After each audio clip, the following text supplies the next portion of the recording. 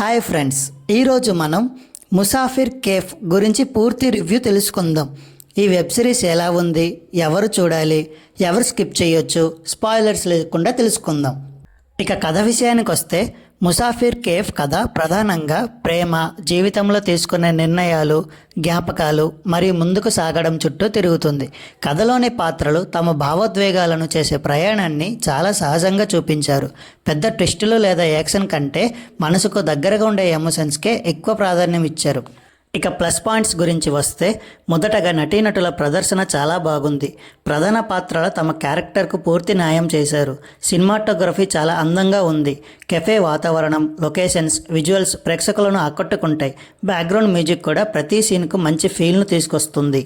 ఇక minus points గురించి వస్తే ఈ సిరీస్ నెమ్మదిగా సాగుతుంది. ఫాస్ట్గా సాగే కథలను ఇష్టపడే వారికి కొన్ని చోట్ల బోర్ అనిపించే అవకాశం ఉంది.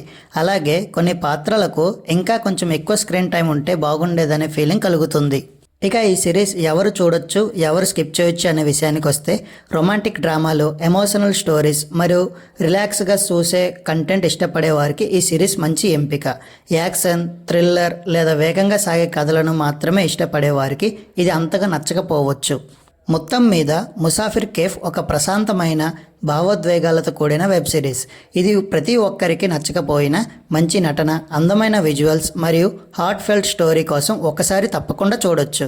ఇక నా రేటింగ్ వచ్చేసి 4/5. ఈ రివ్యూ మీకు నచ్చితే వీడియోకు లైక్ చేయండి, మీ అభిప్రాయాన్ని కామెంట్లో చెప్పండి. ఇంకా ఇలాంటి తెలుగు మూవీ వెబ్ సిరీస్ కోసం మా ఛానల్ను సబ్స్క్రైబ్ చేసుకోవడం మర్చిపోకండి. ధన్యవాదములు.